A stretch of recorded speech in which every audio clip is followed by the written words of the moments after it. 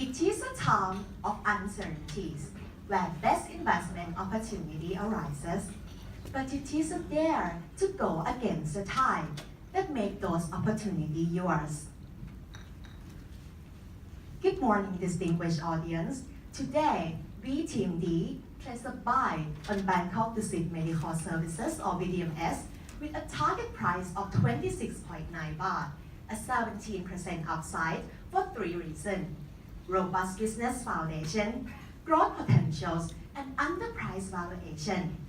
Now, let's first see the company overview. Founded in 1972, BDMS has largely grown from M&A to be a network of 47 hospitals under 6 chains. It also expanded into other stages of care, altogether accounts for major revenue. Looking at private hospital industry, despite rising demand, supply grows at less than 1% due to shortage in medical personnel. Yet, BDMS is safeguarded from such issue due to its robust business foundation. Starting with hospital, whose largest number form a well-covered network that local peers could not have. The network is further strengthened by, first, affluent doctors that despite industry shortage, takes the largest market share, even more than its base share.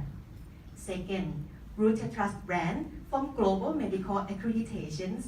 And third, strong balance sheet from controllable DE ratio, given past heavy expansion. This strong hospital network creates efficiency and diversification. It raises efficiency by allowing patient referral and resource sharing, seen from higher turnover from 6 to 9 times as it expands. Also, diversify revenue source in geography, patient segments, and nationalities enable stable performance. As reflected in 2016, it suffered less from slow revenue growth when oil price dropped and Middle East patient volume fails. Besides hospital, BDMS is the only one with full integration of value chain, which brings about self-sustainability and cost reduction.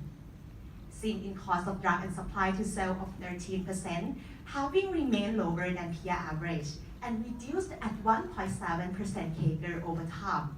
So, BDMS has laid such a solid foundation uncomparable by any local player in both integrated value chain and patient diversity. Apart from strong business foundation, does BDMS growth look promising? We see these are its growth engines. First, Center of Excellence or highest level hospitals. These help to raise price intensity by 3% by serving complex treatment to the growing chronic diseases patient and charging higher price accordingly. Also, it brings more international patients of 7% by attracting medical tourism with global standards, yet cheaper price than other countries. Second is health insurance, whose revenue portion increased 12% in 5 years, without affecting to margins and collection period. So with the high market growth of 7% and BDMS unique exclusive policies, the policies that usable only within BDMS network, it helped BDMS to boost and secure domestic patients. And third, wellness clinic, which we see as the new revenue driver from first, its unique positioning as the Thailand first and most comprehensive premium wellness clinic with the integrated hospital services. Second, the strong global preventive market growth of 10%. And last, achievable target revenue that let alone new customer, it requires only 3% cross-selling rate from existing international base. So with all this, we see lucrative growth for BDMS going forward. We have seen that BDMS is a good company, but is it a good investment? Our valuation says yes. We choose 10-year discounted cash flow method to capture long-term cash flow outlook after the last expansion in 2023 and obtain the target price of 26.9 baht, represent 17% upside potential. The revenue is expected to grow by 10.3% CAGR during the next 5 years, driven by price and patient volume. So now, let's see our key assumptions. The price growth of 3% CAGR is driven by healthcare inflation and price intensity. For patient volume, apart from hospital expansions, Existing hospital yields growth of 3% from domestic patients, driven by rising health insurance policy, while international growth of 6% is from growing medical tourism. The top line growth is topped up with margin enhancement from 3 factors. First, the declining cost of medical drug and supplies to sales by 1% in the next 5 years from the expansion of hospital supporting businesses. Second, the declining capex by 3% CAGR from lower investment needed for expansion through idle registered bed capacity of 21%, which turnable into enough available bed to capture rising demands. And last, declining interest expense by 26% from debt repayment due to lower capex required and the use of proceeds from sales of branches. As a result, we expect net profit margin to rise by 5% in the next 5 years. For wellness clinic, we expect revenue to contribute 4.7% to total revenue, which add 1.6 baht to our target price. From all assumptions, together with 7.7% WACC and 2.2% terminal growth, we obtain the target price of 26.9 baht, confirming that BDMs is undervalued. Apart from DCF, we use relative valuation to see if this is the right time to buy. Looking at comparable peers which are chosen based on size and industry landscape, BDMs is now undervalued. The current forward PE of 32 is below the peer average of 36. These imply a discount of 11%, which is at 2 SD of the past average. Next, its PEG ratio of 2 is also below the peer average of 3. Turning to its past 5-year trading data, the current forward PE is at 1 SD below the past average, and indeed, less than 13% of the time has it been traded at or below this discount. So we see that now is the perfect time to buy BDMs. To test solidity of our valuation, we run Monte Carlo simulation on EBITDA margin, terminal growth, and beta, in which 54% of the result further confirm our recommendation. Now, let's see if there is any downside potential to BDMs. We've named key investment risks as, first, the uncertainties in the mechanisms of potential price loss on medicines, medical supplies, and services. From all possible mechanisms, only price cap could impact BDMs margin and change its fundamentals. However, we see low chance in the cap due to large differentiation in medical goods and services and its conflicts with Thailand's medical hub goal. Still, if there is the cap, we test its impact on our target price by running sensitivity analysis on different cases. Each is formed by different combinations of goods to be capped, which can either be medicine and supplies, medical services, or both, and patients to be applied on, which can either be Thais or both Thais and foreigners. 49% of the results leads to a hold recommendation. However, as we've mentioned, due to the very low chance we see in the cap and its currently vague details, we see market reaction to this issue as an opportunity to buy. Second is rising personnel cost, which was partially driven by medical personnel shortage and the offering of more complex treatments. However, we see this cost as manageable going forward due to the ability to share personnel within the network and also the stop of heavy expansion. In fact, even with 20% unexpected hike in the cost, our target price still yields 10% upside potential. The last is the key man risk from top executives resigning on the accusation of manipulating BA stock. This has raised into concern over BDMs and could change its investor clientele, which in turn could pose pressure on short-term share price. So, to wrap up, from strong business foundation, its growth potentials, and confirmative validation, ladies and gentlemen, your best investment opportunity has now arisen. Thank you for your well attention, and now we are open for Q&A.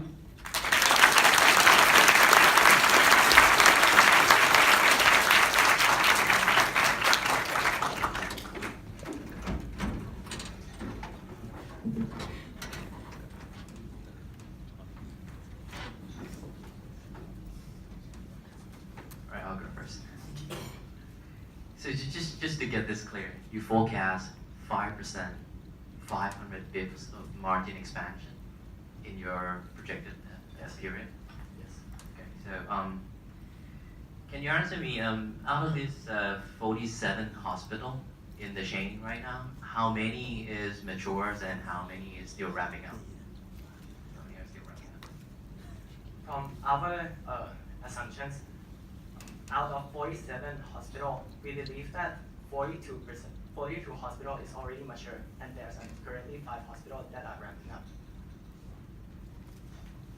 Okay, so only 5 is still ramping up. So the impact from turning around, operational turnaround of these 5 hospitals is not that much, right? So you're saying that your 500 bips increase of margin will come mainly from the organic result?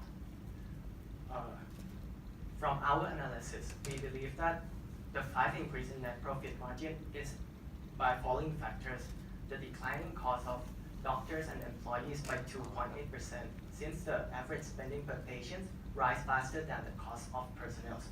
And second, the declining cost of medical drug supplies to sales by 1%, which is because of the capacity expansion of Medipharma, which is a drug manufacturing of the company, supplying medicines to BDMS, and also due to the larger size of the company, providing BDMS higher bargaining power to suppliers, as well as the interest, declining of interest by 26%, as we expect that the interest-bearing debt to equity ratio of the company will decline from 0.40 to 0.06 in 2023.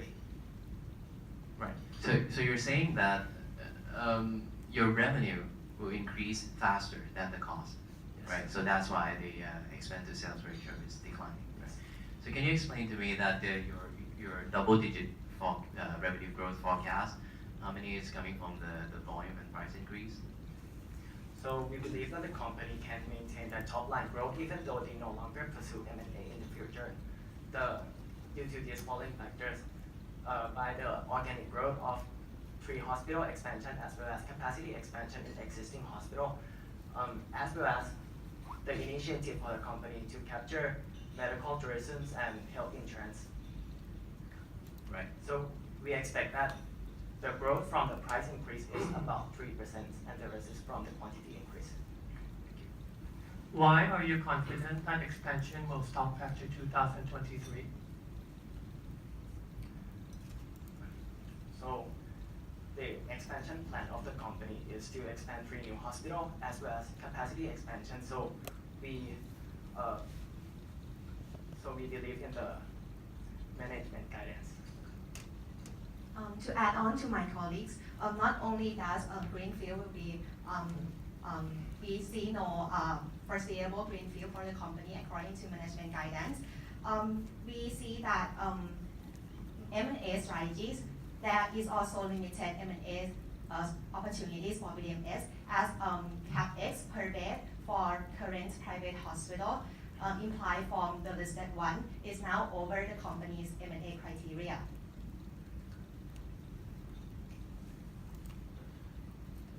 So you're saying slower growth in M&A, slower expansion of greenfield, but higher revenue growth compared to the past 5 years. So can you elaborate more on that? Okay. Apart from the hospital expansion and the organic growth, we also believe that the other businesses of the company will grow by 24% CAGR compared to the 10% in the past. So we believe that the company can grow higher, slightly higher than in the past. To add on to my colleagues, actually the growth that you are seeing in the recent past 5 years is actually very minimally contributed by acquired hospitals.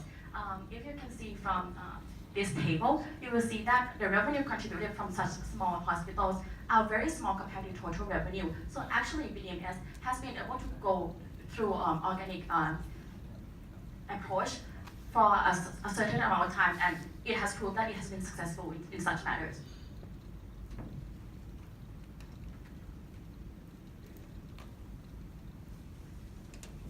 In terms of company personnel, where do you see is the biggest risk? To answer your question, actually we think that the cost per head of doctors are the biggest risk in terms of cost of personnel. However, we see that, as we mentioned in the presentation, as BDMS grows bigger and BDMS is larger in size, it can has the ability to rotate such personnel across networks, or even not rotate, just be able to utilize personnel in certain locations to other locations. So we think that cost per head of doctor as well as total cost to operating revenue will decline.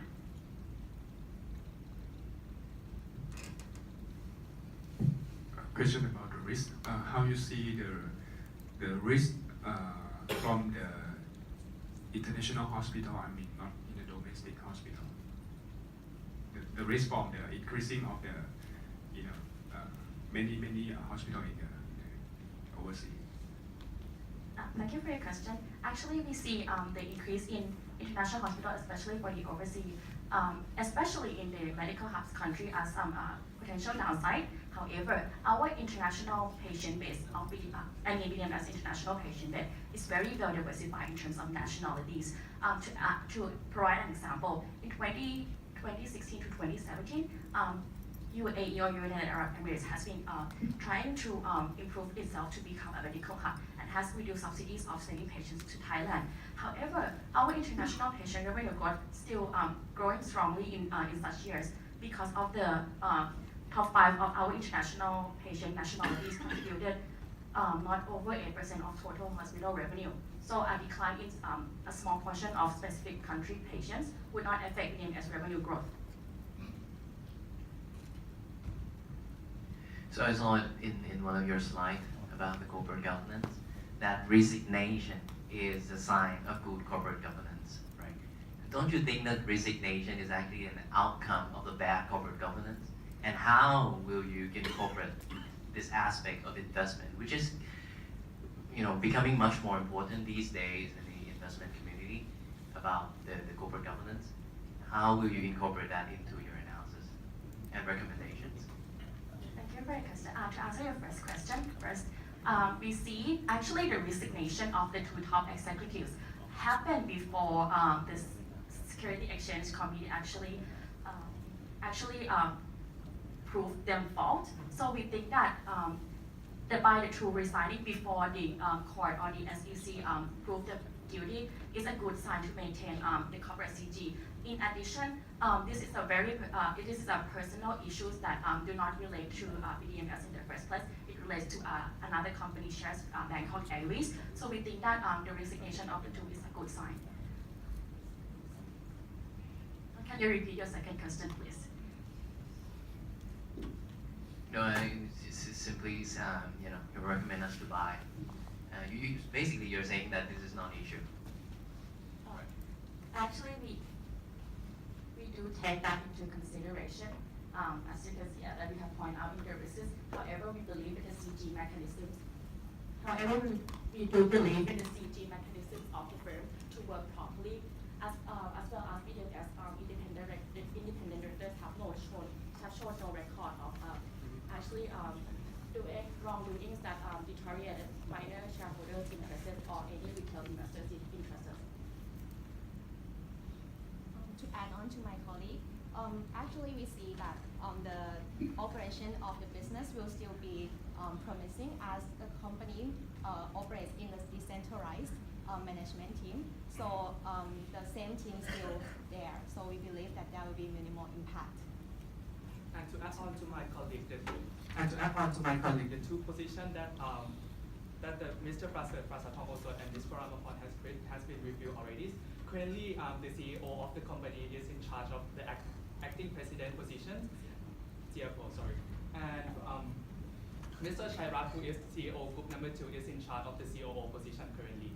And from the experience in the market and in the industries, we believe that they can manage the company without Mr. Prasatong.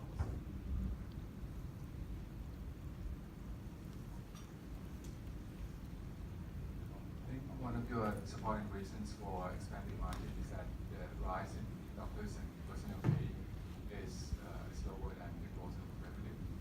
So in the past 2 or 3 years, there have been news that large groups have been investing in hospital, and like TCC, CP Group, everybody is basically building hospital right now.